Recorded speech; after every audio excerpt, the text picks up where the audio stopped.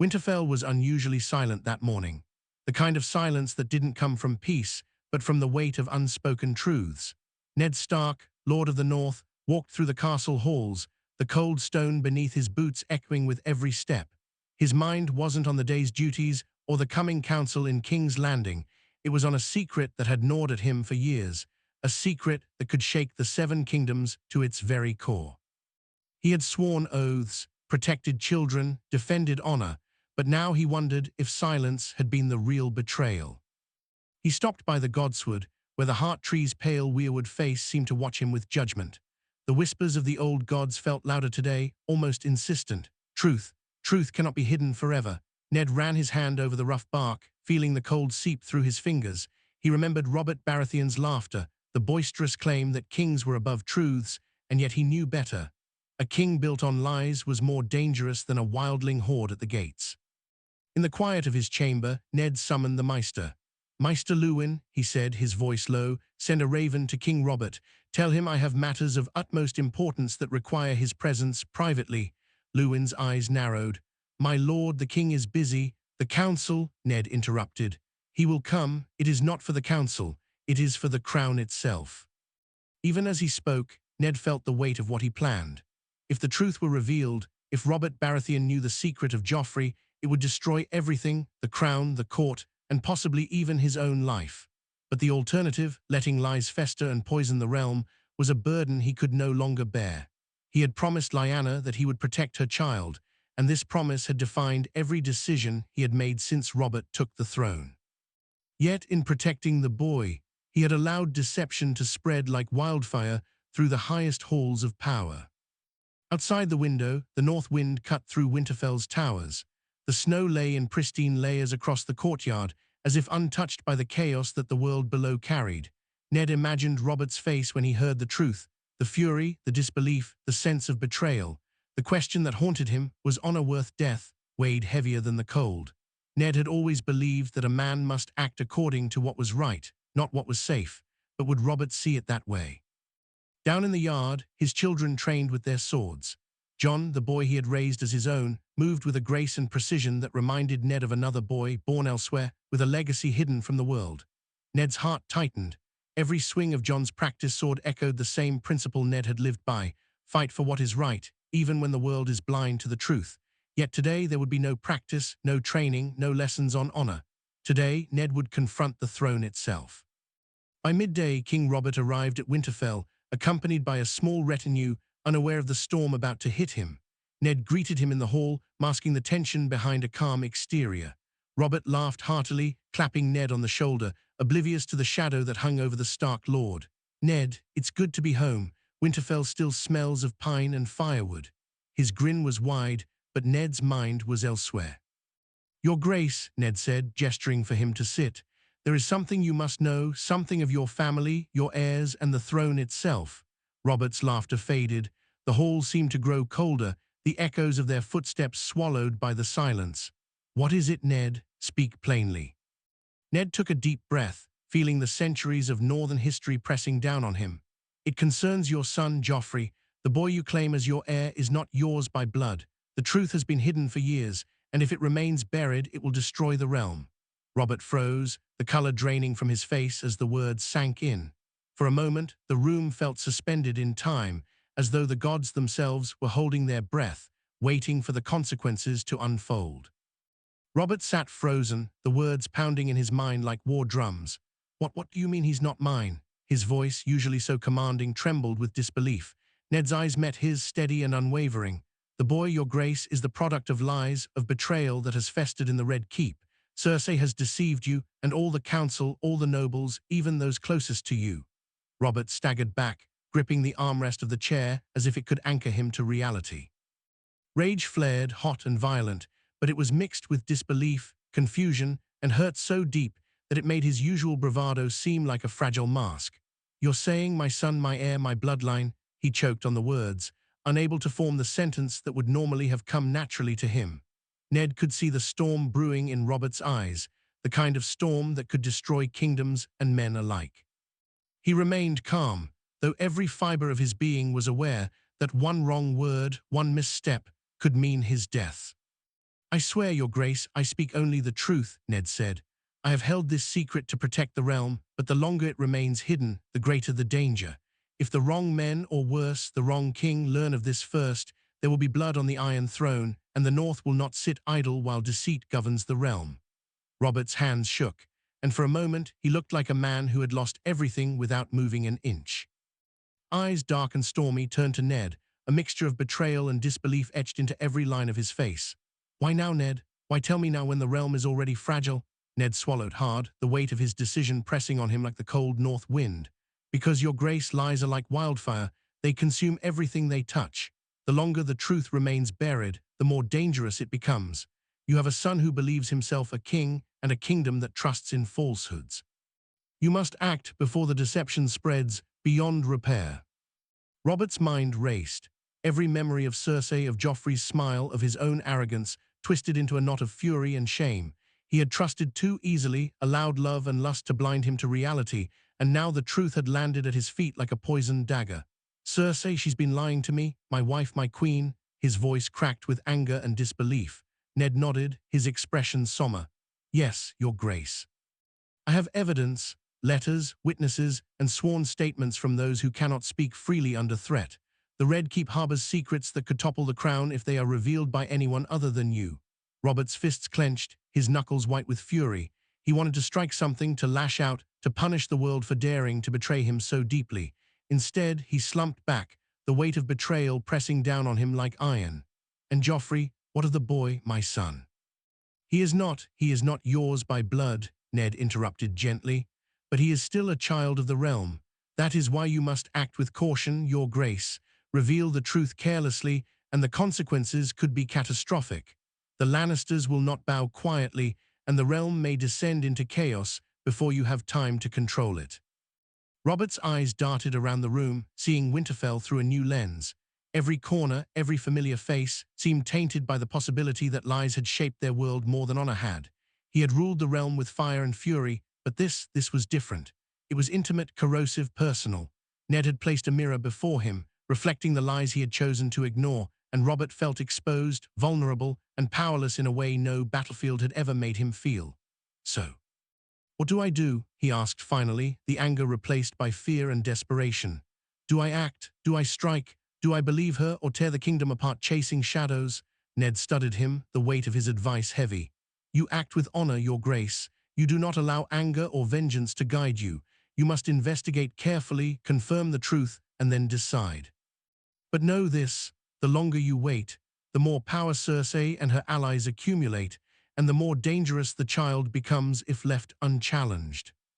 The conversation stretched long into the afternoon, the shadows in the hall lengthening as Robert's rage gave way to contemplation. He paced, the floor creaking beneath his boots, muttering fragments of curses and disbelief. Ned followed silently, knowing that no matter what he said, Robert would have to walk the path himself. Outside, the wind howled through the Winterfell walls, as if the North itself recognized the storm brewing in the south, in King's Landing, and in the hearts of those who held power. It was a dangerous game now, and Ned knew that every move must be precise. One false step, and the crown might crumble before any truth could be wielded responsibly. By nightfall, Robert had reached a decision, or at least a semblance of one. He would not allow Cersei's secret to fester unchecked. He would return to King's Landing, gather proof, confront the Queen privately, and decide the fate of his son and his kingdom. Yet even as he spoke these words, fear lingered in his eyes. The Iron Throne, he realized, was not just a seat of power, but a seat of lies, betrayal, and danger. Ned, observing him, knew that revealing the truth had shifted the balance irreversibly. The king had been warned, the secret had been spoken, and nothing would ever be the same.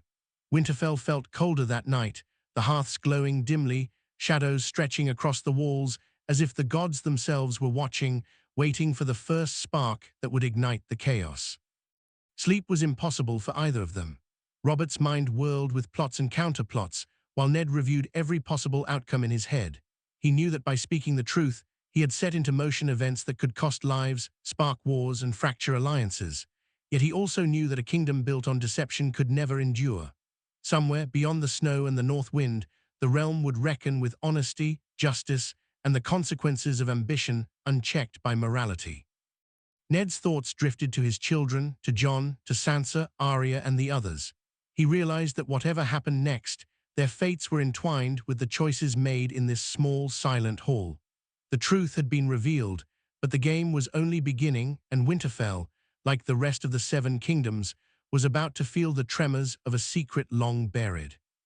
Robert's journey back to King's Landing was long and silent, the sun a pale shadow behind clouds that seemed to mirror the storm brewing in his mind.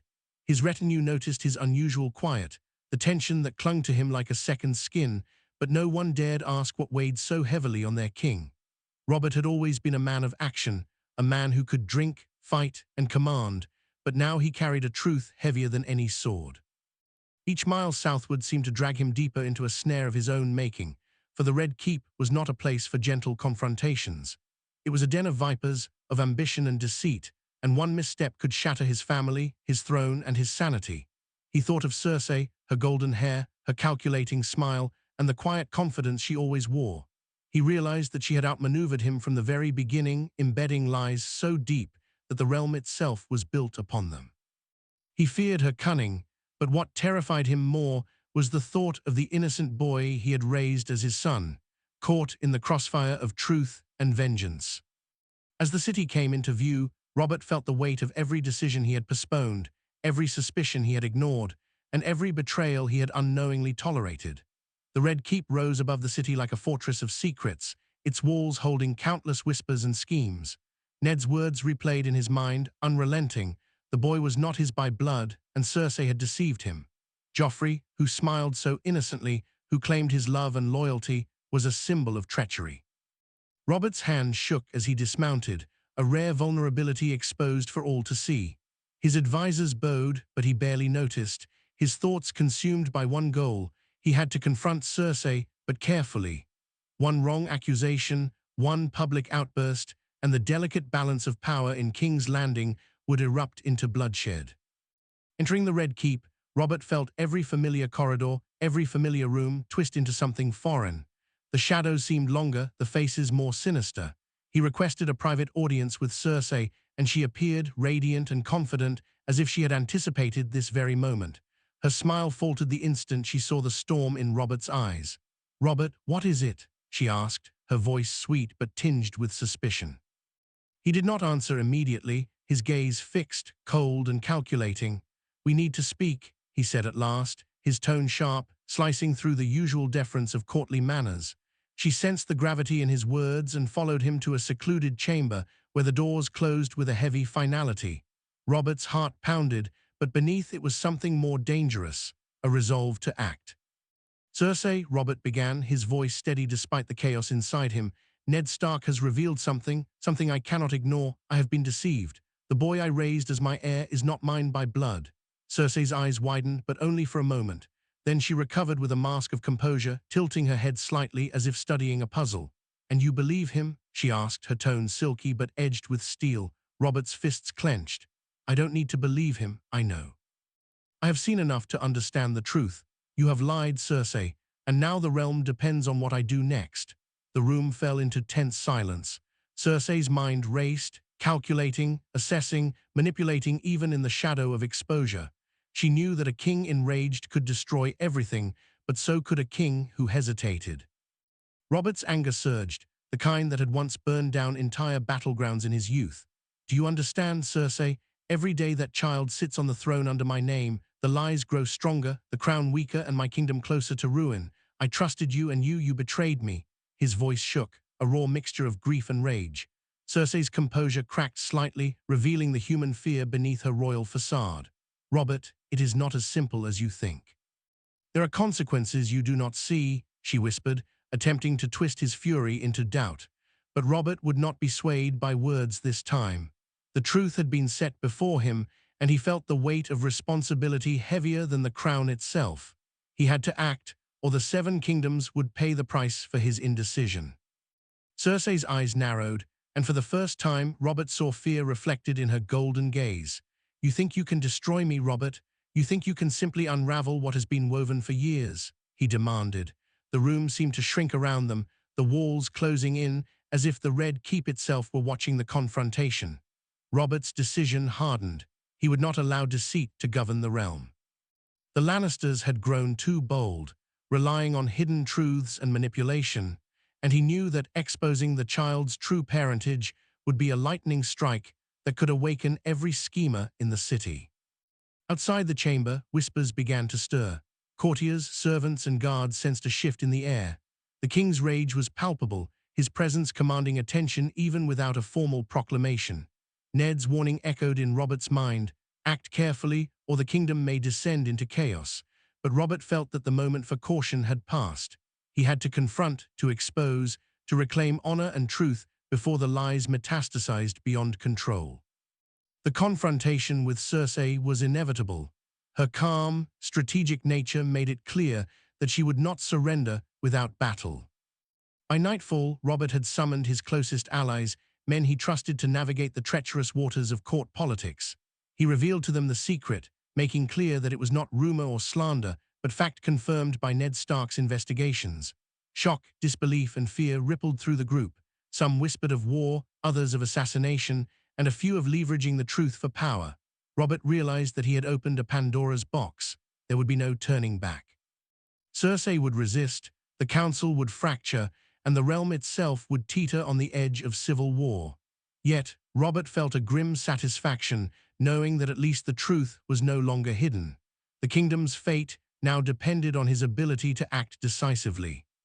In his chambers that night, Robert stared at the ceiling, haunted by the enormity of what had been revealed.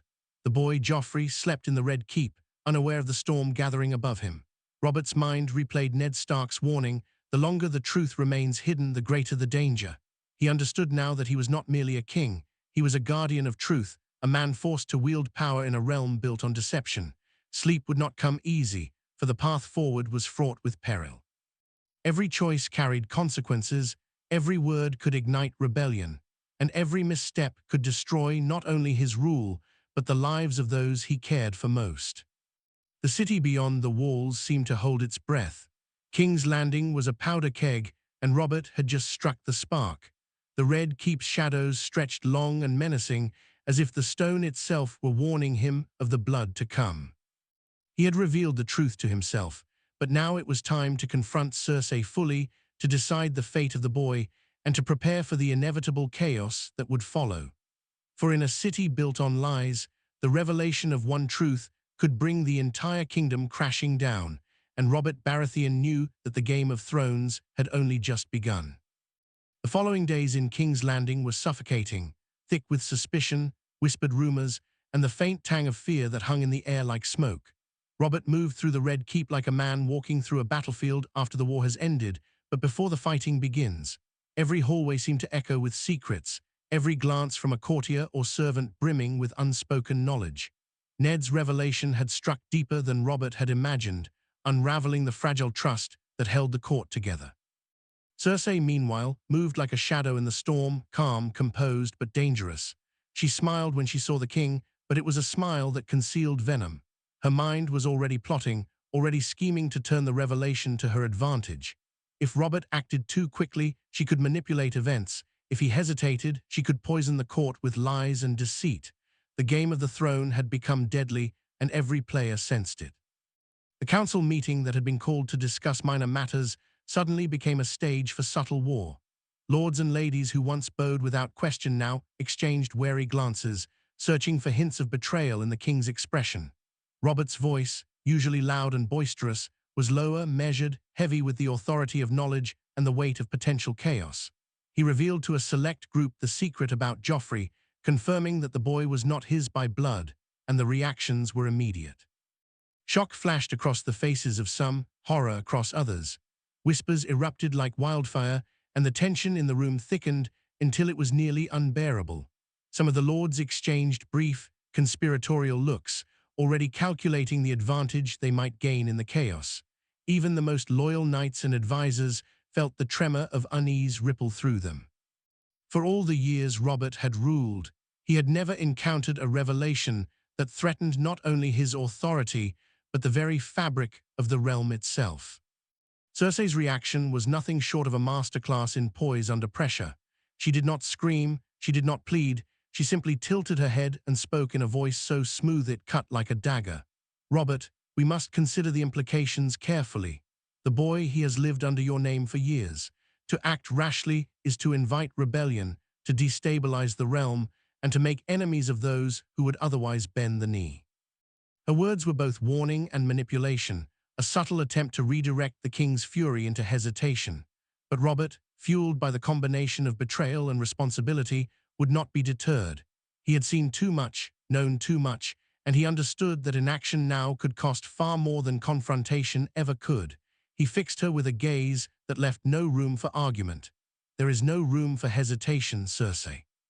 Lies have a price, and the longer they fester, the greater the blood that will be spilled." As the council fractured, whispers of rebellion began to stir in the corridors and halls. Some lords quietly pledged support to Robert's intent to expose the truth, seeing an opportunity to weaken the Lannisters and gain influence. Others were fearful, unsure of how to act, or secretly planning to use the chaos for personal gain. Every conversation, every polite nod, every carefully chosen word became loaded with tension. The Red Keep, once a symbol of authority and order, now felt like a cage filled with vipers, each one ready to strike at a moment's notice. Robert realized that the throne, once solid under his command, was now a fragile structure built on suspicion and treachery. Even his closest allies seemed poised between loyalty and self-interest, and he understood that he could trust no one fully. Meanwhile, Cersei's plotting grew more sophisticated. She began quietly meeting with key figures, her charm and intelligence bending them to her will. She painted the revelation as dangerous and destabilizing, framing herself as a protector of the realm against rash decisions by the king. To some, her arguments sounded reasonable.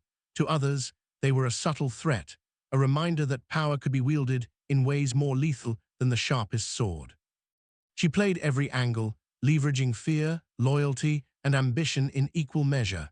Even Robert's own advisors began questioning how much they truly knew about the Queen and her intentions.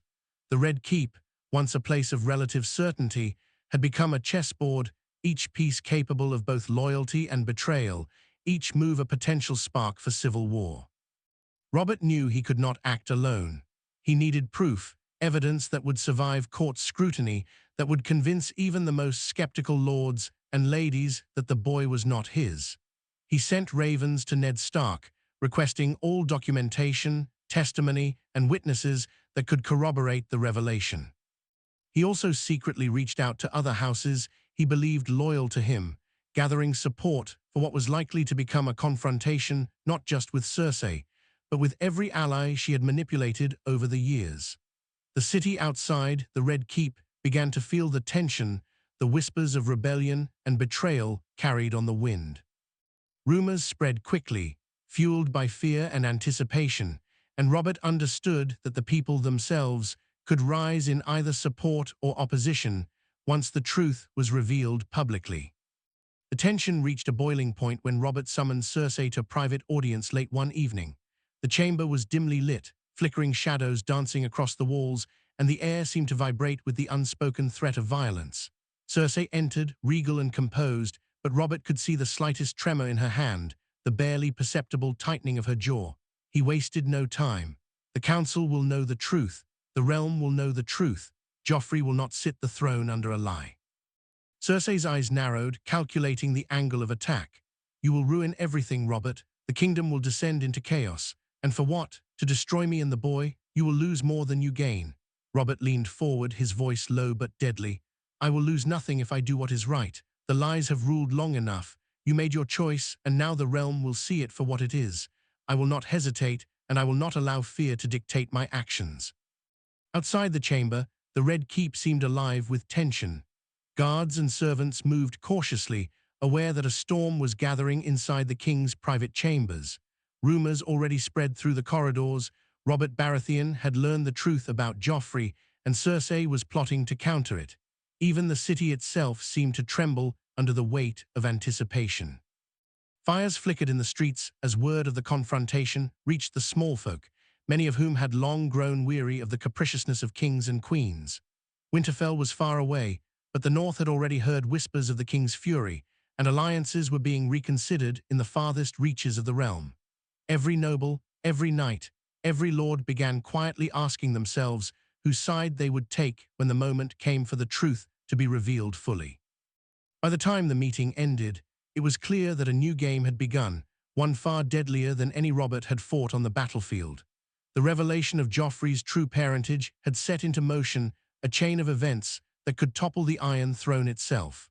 Robert understood that he must act decisively and swiftly, or the power he had wielded for years would crumble under the weight of deceit.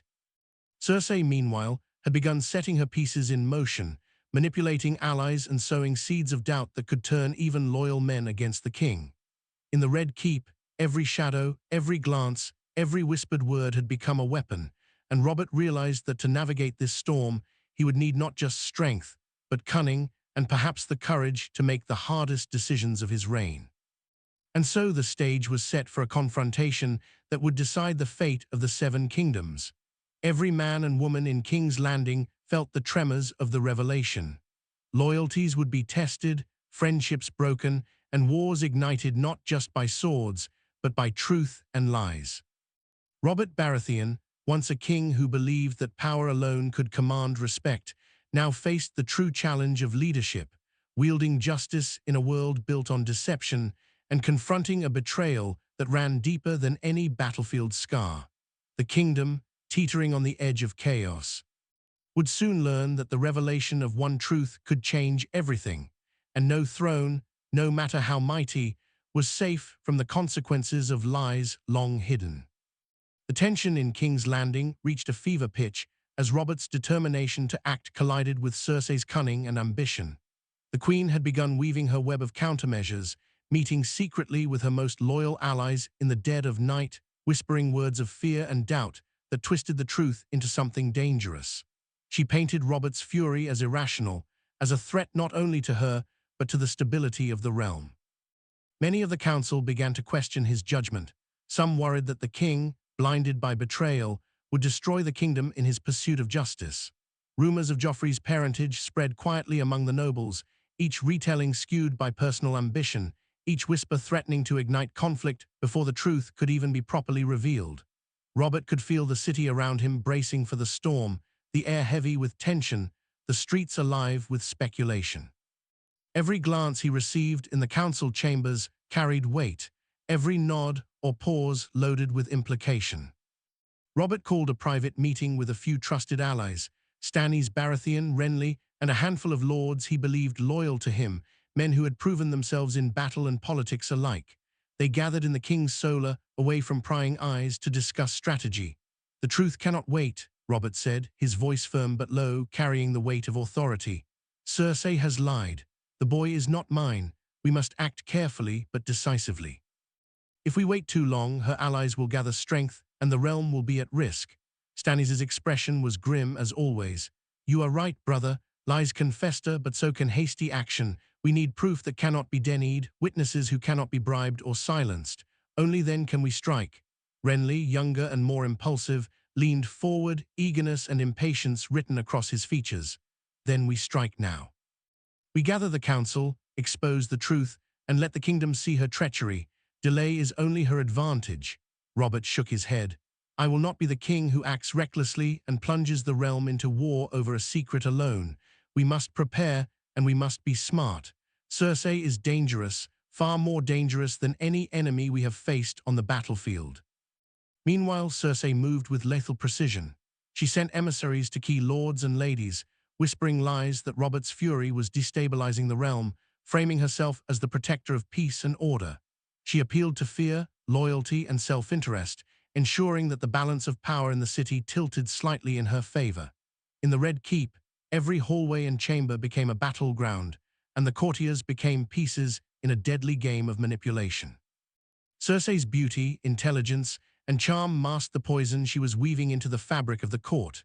Her influence over those around her, both subtle and overt, grew stronger with each passing day, forcing Robert to be vigilant in every interaction.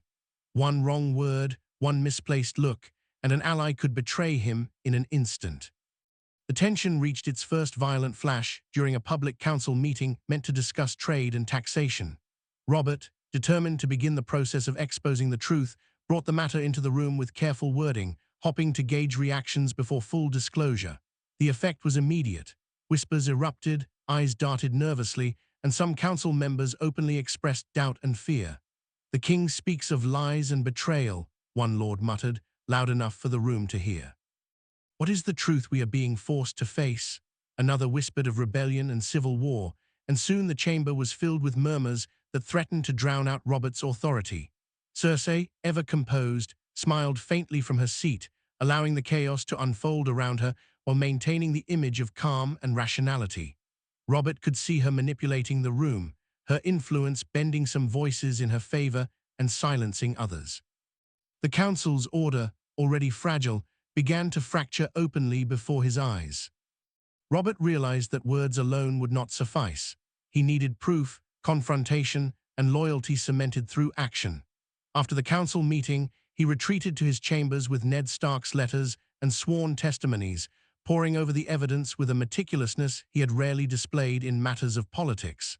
Every word, every claim, every detail had to be accurate, irrefutable, and impossible to dismiss. The stakes were no longer personal.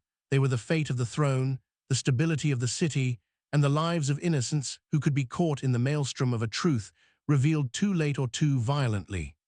Robert's mind raced, planning contingencies, anticipating every move Cersei might make, and preparing the allies who could be trusted to act decisively when the moment came. Cersei, aware of Robert's preparation, took preemptive action. She quietly called upon members of the city guard, spreading orders under the guise of routine duties but positioning loyal soldiers in key locations. She ensured that even those sworn to Robert could not move without her knowledge. In the dark of the night, she met with loyal council members in secret, reminding them of the chaos that a public revelation could bring and hinting at rewards for those who sided with her should Robert act rashly. Her strategy was clear: delay, confuse, and manipulate, forcing Robert to act under pressure while the city itself became a silent army poised against him. In the north, Ned Stark waited anxiously for word of Robert's progress. Winterfell, usually a place of calm and order, felt distant and powerless, a reminder of the miles between action and consequence. He understood that the king's path was treacherous and that even with proof, exposure of the secret could spark violence beyond imagination. Yet he knew that delaying truth any longer would only worsen the cost in lives and honor. He had ignited the spark, and now he could only hope that Robert wielded it carefully, for one misstep would ignite a firestorm across the Seven Kingdoms. As the days passed, tension in the city escalated. The whispers of rebellion and betrayal grew louder, filling the corridors, taverns, and streets of King's Landing. Nobles prepared for the possibility of war, courtiers calculated the gains and losses of siding with Robert or Cersei, and the common people sensed the anxiety of their rulers even if they did not know the reason. Robert moved through it all with determination, rallying support, verifying evidence, and preparing for the inevitable confrontation. He understood that exposing the truth was no longer simply a matter of justice. It had become a gamble on loyalty, power, and survival. Finally, the moment of confrontation approached. Robert had gathered the council, allies loyal to him, and the city's key figures, intending to present the irrefutable proof of Cersei's deception. The Red Keep buzzed with anticipation and fear, every individual aware that the balance of power was about to shift dramatically. Cersei, aware of Robert's preparations, positioned herself strategically, ready to counter, manipulate, or even strike first if necessary. The stage was set for a battle that required no swords, only words, influence, and cunning. Every move would determine the fate of the throne, the kingdom, and the lives entangled in the deadly web of secrets. The Game of Thrones had reached a critical juncture, and only the bold, the cunning, and the resolute could hope to survive. The day of the confrontation arrived with a strange, suffocating stillness over King's Landing. The city itself seemed to hold its breath, aware that the Red Keep harbored a storm that could erupt at any moment. Courtiers, lords, and knights gathered in the main hall, some under the pretense of attending a council, others drawn by rumors that had spread like wildfire. Robert stood at the center of it all, flanked by loyal allies whose faces reflected determination, unease, and anticipation. Every glance from the crowd was sharp and searching, as if each person knew that history itself would be made in the next hours. The banners of the crown hung heavy on the walls, symbols of authority now overshadowed by uncertainty. Robert's heart pounded in his chest, each beat echoing like a drum in the tense silence. He had rehearsed the words, verified the evidence, and prepared for betrayal, yet the weight of responsibility pressed on him heavier than any battlefield he had faced. Cersei entered the hall last, her presence commanding as always. She moved with deliberate grace, her golden hair gleaming in the torchlight, her eyes sharp and calculating. Her smile, carefully measured, conveyed calm and control. But Robert could sense the tension beneath the surface. She knew the danger of the moment and had prepared accordingly. Loyalists whispered to her, sharing subtle reassurances and strategies to counter Robert's moves. The room seemed to vibrate with anticipation, every noble and knight aware that the king was poised to reveal a secret that could unravel the realm. Robert's gaze met hers across the hall, and for a brief second, the two of them stood like warriors before a battle, neither retreating, each aware of the stakes. Robert began to speak, his voice steady but carrying the weight of accusation and authority. "My lords and ladies, I have called you here not for debate or ceremony, but for the truth. The boy who sits as my heir, the boy we call Joffrey, is not mine by blood. This deception has been carried out in secret, hidden from the realm, but it cannot remain hidden any longer. Lies have no place on the throne, and those who would poison the crown with deceit must be held accountable." The words hung in the air, heavy and sharp. Gasps echoed through the hall, and murmurs rippled like waves. Some nobles paled, others looked away, and a few exchanged wary glances, trying to anticipate the consequences of such a revelation. Cersei, unmoved by the initial shock, raised her hands slightly, a subtle gesture that commanded attention. "Your Grace, you speak of lies, yet you know little of the consequences of revealing such things publicly. To expose this secret without care is to invite chaos, rebellion, and bloodshed. Is this truly the path you wish to take?" Her voice was smooth, persuasive, almost hypnotic, weaving doubt into the minds of those around her. Some council members nodded subtly, swayed by her words, while others leaned forward, intrigued and alarmed. Robert's jaw tightened, his eyes narrowing as he responded, "I am not swayed by fear or manipulation. I speak the truth. Those who hide lies in the name of convenience betray the realm and the people who trust in our leadership. The truth will not be silenced." He gestured to the letters, testimonies, and sworn statements that Ned Stark had sent, presenting them to the council and the gathered nobles. The documents were meticulously detailed, corroborated by witnesses, and impossible to dismiss. Murmurs of disbelief turned into open whispers of outrage. Some lords whispered of treachery and betrayal, others of duty and justice. The hall seemed to ripple with tension, a living entity that responded to the exposure of secrets long hidden. Robert's allies stood firm, asserting the credibility of the evidence and vowing loyalty to the king's decision. Cersei, sensing the shift, moved swiftly to counteract, appealing to tradition, loyalty, and fear to sway those who had not yet committed. Her arguments were subtle, powerful, and dangerous, highlighting the potential consequences of destabilizing the throne.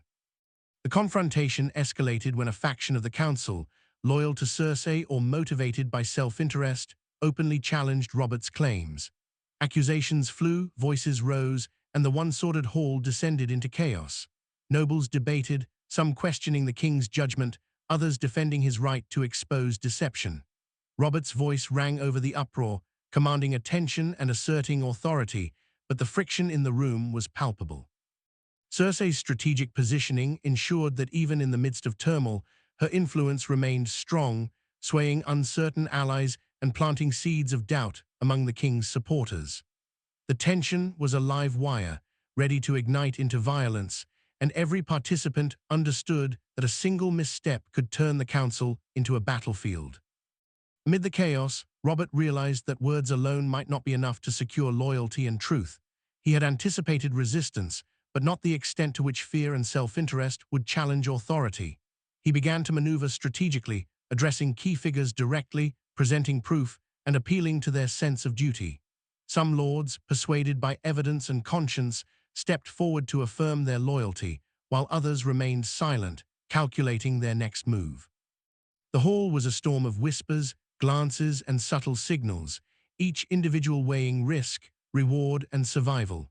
The exposure of Joffrey's true parentage had turned allies into hesitant participants, turning the council into a volatile arena of power, influence, and fragile trust. Outside, the city itself responded to the tension inside the Red Keep. Rumors of the confrontation spread quickly through the streets, carried by servants, guards, and couriers. Citizens speculated on the cause of the turmoil, fearful of what might follow, yet curious and captivated by the drama unfolding among their rulers. Shops closed early, patrols increased, and the city braced itself for the potential consequences of a revelation that could topple a throne and reshape alliances. Even the common people, distant from the intricacies of court politics, could feel the tremors of power shifting, and fear mingled with anticipation in the air.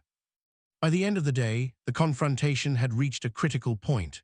Robert had presented the truth, rallied his loyalists, and exposed Cersei's deception to the council, yet the Queen's influence remained a formidable counterforce. The Red Keep was a cauldron of tension, each noble, knight, and advisor aware that the next move could spark rebellion or solidify authority. Robert understood that the battle was far from over. Exposure of the secret was only the first step, and he would need to navigate treachery, fear, and manipulation to maintain the throne and protect the realm.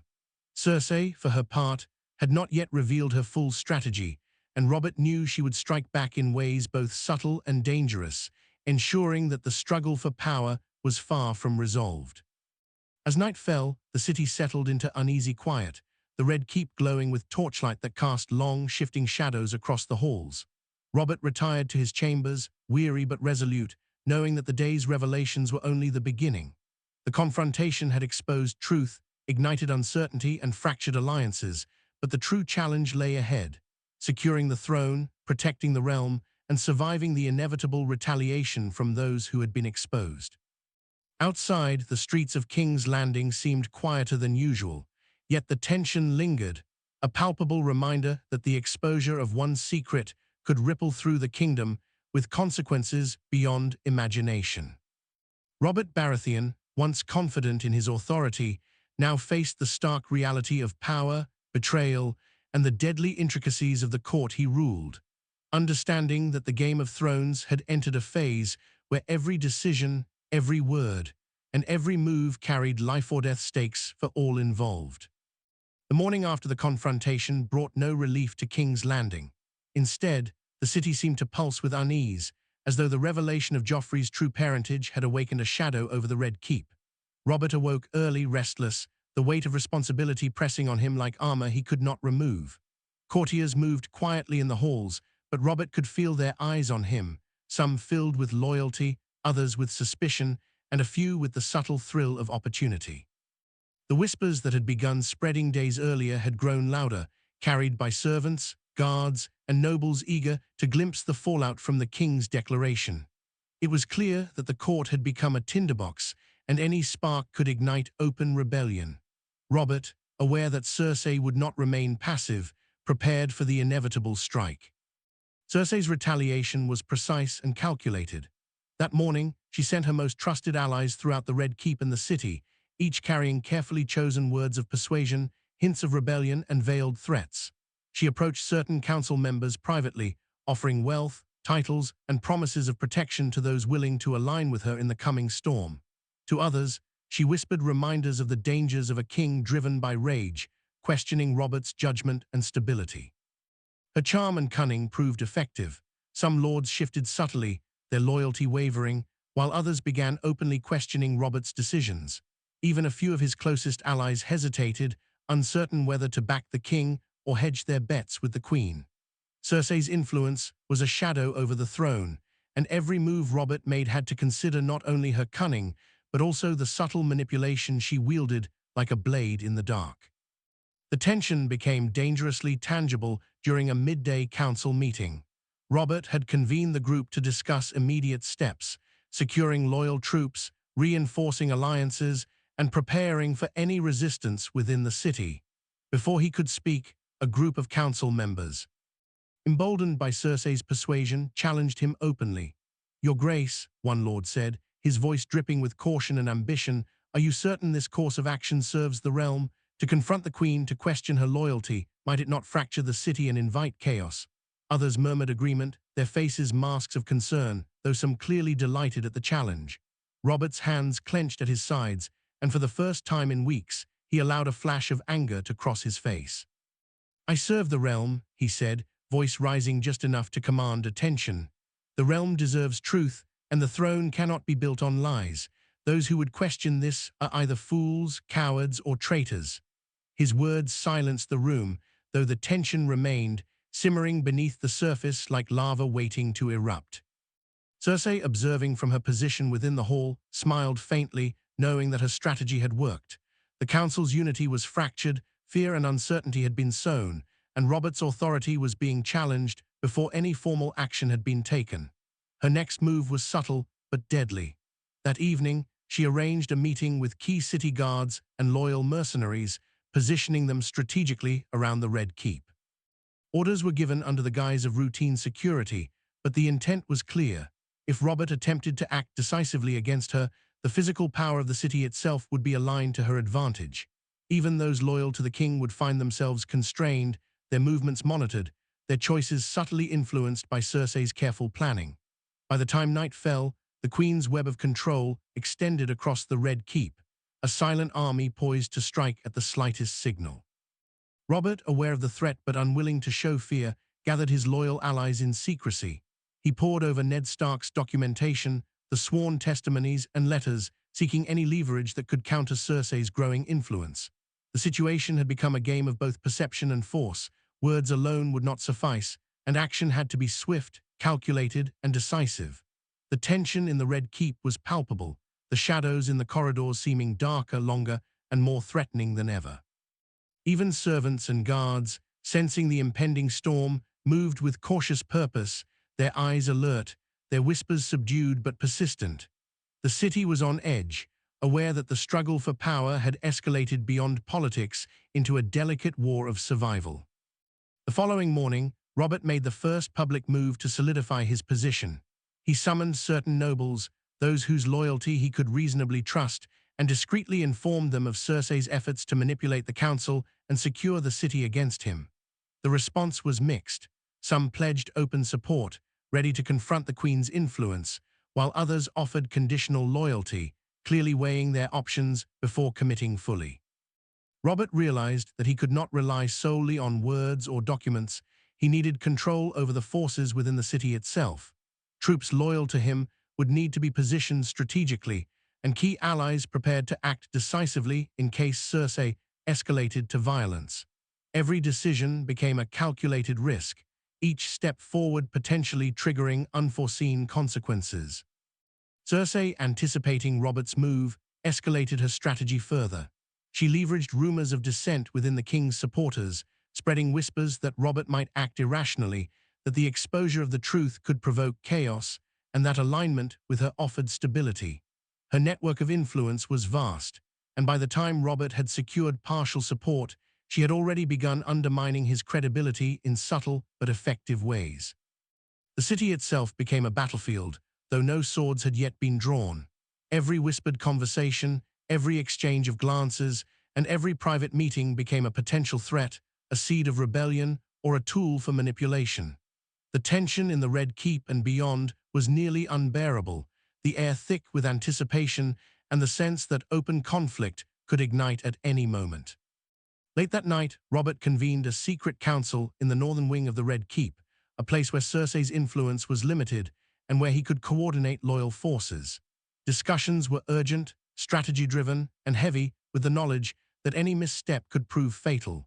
Orders were given to secure key locations within the city, communication lines were established among loyal allies, and contingencies were prepared for any sudden escalation.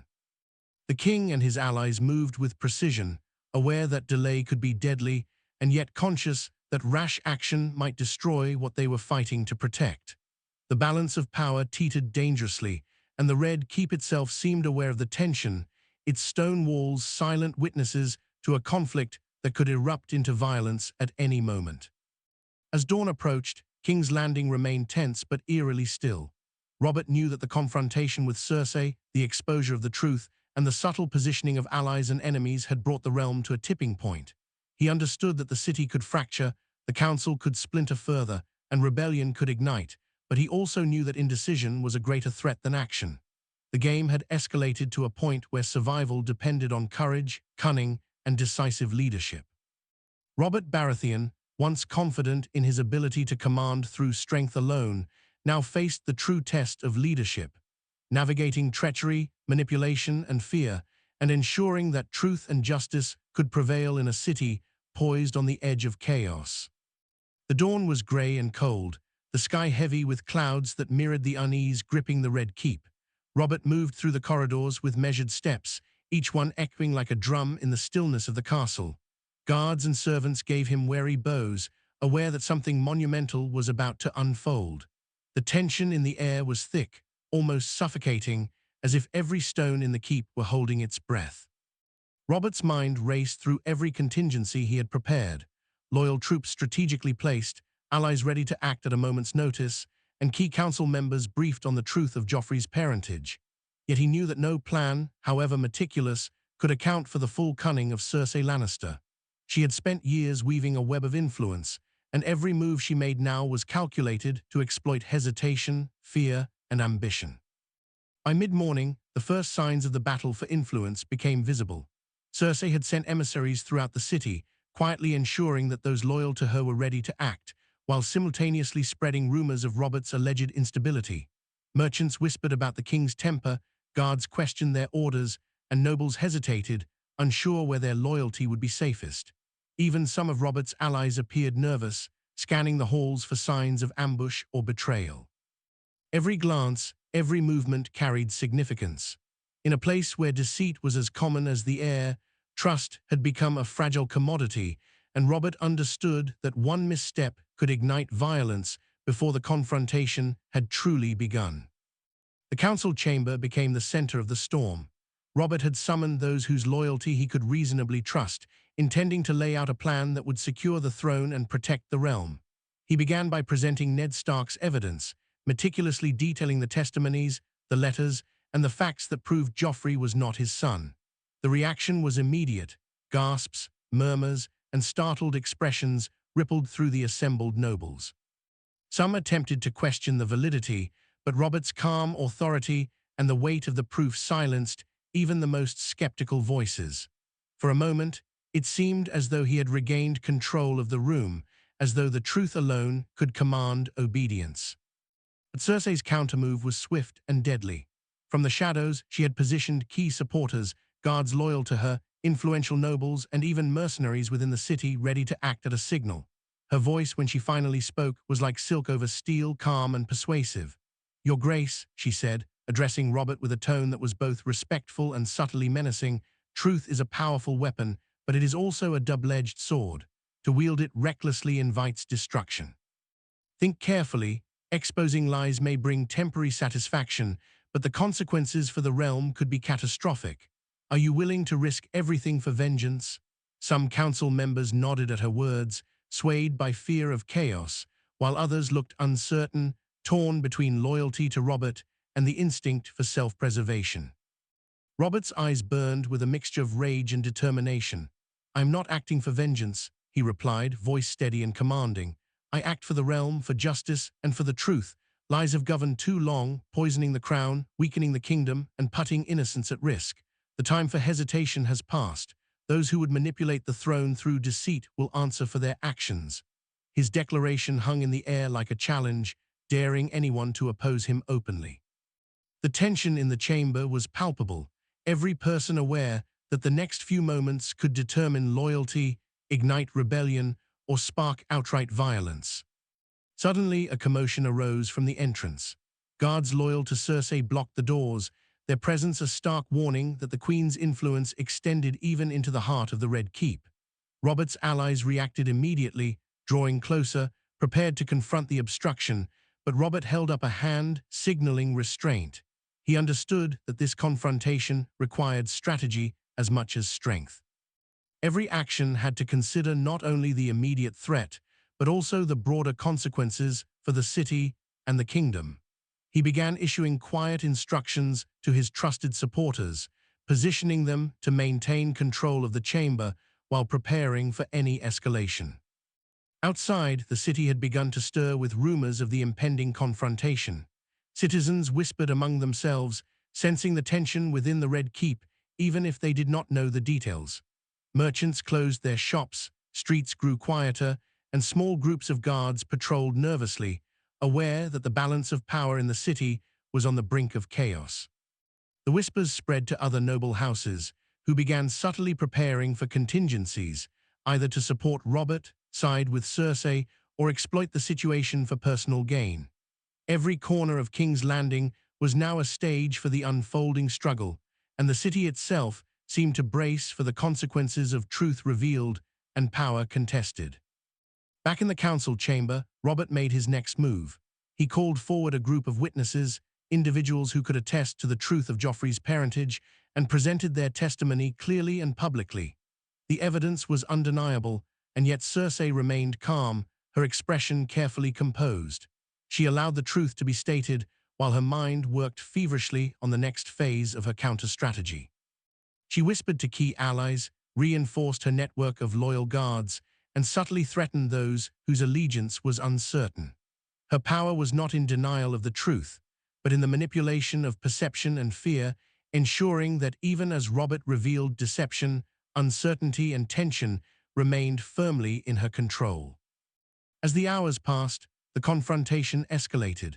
Robert's allies worked to secure key locations within the Red Keep, ensuring that loyal guards were positioned strategically, while Cersei continued to extend her influence, quietly undermining Robert's authority where she could. Every conversation, every glance, and every movement became a test of loyalty. Some council members openly pledged their support to the king, while others hesitated, calculating which side would ultimately prevail. The chamber became a battlefield of influence, strategy, and subtle threats, where words were as powerful as swords, and hesitation could be fatal. Robert could feel the pressure mounting, the weight of responsibility heavier than ever. He understood that exposure of the truth was only the first step, and that maintaining control of the throne required vigilance, decisiveness, and a willingness to confront treachery wherever it appeared. The game had escalated to a level where alliances were fragile, every action carried consequence, and the city itself seemed poised on the edge of chaos. Cersei, observing from her position, waited for the right moment to strike, ensuring that Robert's moves would be challenged at every turn, and that uncertainty would continue to dominate the halls of power. By evening, the Red Keep was tense with anticipation.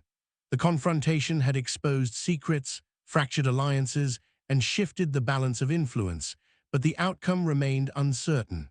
Robert's determination, bolstered by proof and loyal allies, clashed against Cersei's cunning, manipulation, and subtle control over the city.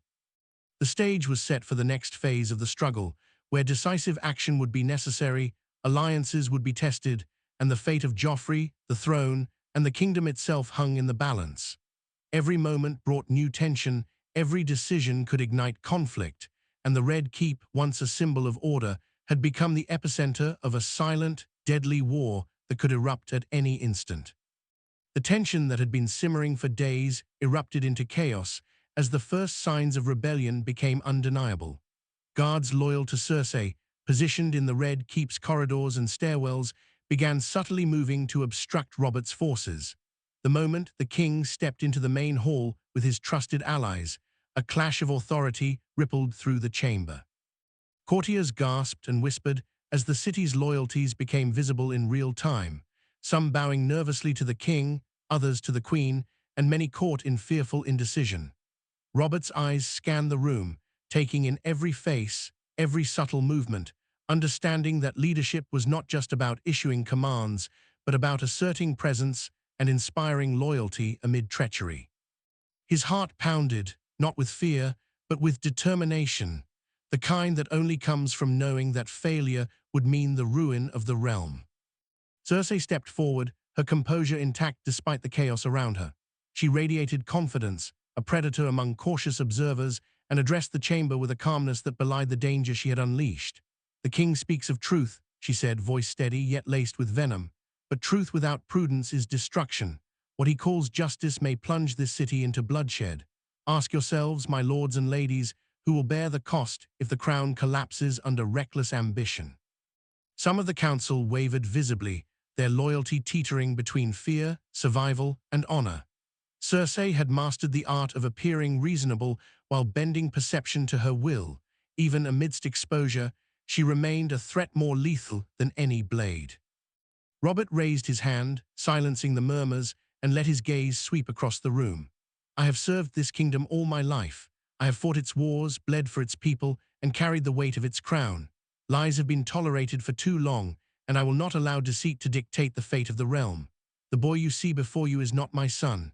This truth cannot be hidden any longer, and those who hide or defend such lies are complicit in betrayal. His words were firm, commanding, and they resonated with the nobility who still clung to loyalty and honor. The tension in the hall was like a drawn bowstring, every heartbeat charged with the inevitability of conflict. Cersei's eyes flickered, calculating the best way to retain her influence. Without warning, she made her first direct strike. Loyal guards, previously positioned to obstruct Robert's allies subtly, moved decisively, creating a blockade within the chamber. Shouts erupted as Robert's loyalists tried to assert control, but Cersei had anticipated their every maneuver. The air was thick with tension, every step, every word a test of allegiance. The council chamber, once a place of negotiation and discussion, had become a battlefield of strategy, perception, and subtle violence. Courtiers clutched letters, whispered instructions, and shifted positions to hedge their bets. The Red Keep itself seemed to hold its breath, the stone walls echoing the clash of will and power. Robert, sensing the escalation, acted decisively. He raised a hand and called upon his most loyal allies to take strategic positions, securing the hall and ensuring that Cersei's influence could not extend further. The king's authority, bolstered by proof and courage, began to push back the queen's maneuvering. Some of her allies faltered under the weight of truth, realizing that alignment with deception could be fatal. Others, swayed by fear, hesitated, unsure which side would ultimately prevail. Robert's commanding presence, combined with the irrefutable evidence of Joffrey's parentage, slowly shifted the balance, demonstrating that even subtle power could be countered by steadfast courage and strategy. The confrontation reached its peak when Robert directly confronted Cersei. He stepped close enough that the tension between them was almost tangible, his voice low, but carrying the weight of authority and danger. "The lies end here, Cersei," he said, his eyes unblinking. "You have manipulated this court, controlled the city, and threatened the realm with your deceit. The consequences of this treachery will be yours alone." Cersei, ever composed, smiled faintly, her voice silk over steel. "And what, my king, will you do? The city itself answers to me in ways you cannot command. Do you have the strength to act without destroying everything you claim to protect?" The challenge hung in the air, a silent duel of power and will, as the chamber waited to see which force would dominate, cunning or courage, manipulation or truth. Robert did not hesitate. He issued orders to secure the doors, isolate the guards loyal to Cersei, and reinforce his own positions with those who had pledged loyalty. It was a bold, risky move, but one that carried authority born of righteousness and irrefutable truth. Panic began to ripple through Cersei's supporters as they realized that their careful manipulation had been countered by a decisive and determined king. Some tried to flee, others hesitated, torn between fear and loyalty. The chamber erupted into controlled chaos. Shouts, hurried movements, and the clatter of boots echoed through the hall. Yet through it all, Robert remained the center of gravity, commanding attention, instilling confidence, and asserting the authority that had been eroded by deceit for too long. At the height of the confrontation, Robert turned to the council and the nobles present. "You have witnessed the truth, the evidence, and the consequences of deceit. I ask you now to declare your allegiance, to justice, to the crown, and to the realm, or to the lies that have poisoned it." Some of the nobles stepped forward, swearing loyalty openly, their voices ringing with conviction. Others remained silent, their hesitation betraying fear or ambition. Cersei's influence, formidable as it had been, began to waver under the weight of exposure, the calculated courage of the king, and the rallying of loyal allies. The tide was shifting, and the city itself seemed to sense the change. The tension in the Red Keep slowly easing as the forces of truth gained ground. Cersei, realizing her position was slipping, made one final attempt at manipulation. She raised her voice, appealing to fear and chaos, hinting at rebellion, civil war, and bloodshed should Robert continue to press the truth. "Think carefully, my king," she said, voice sharp with both warning and challenge. "You may believe you command loyalty, but one misstep and the city will burn.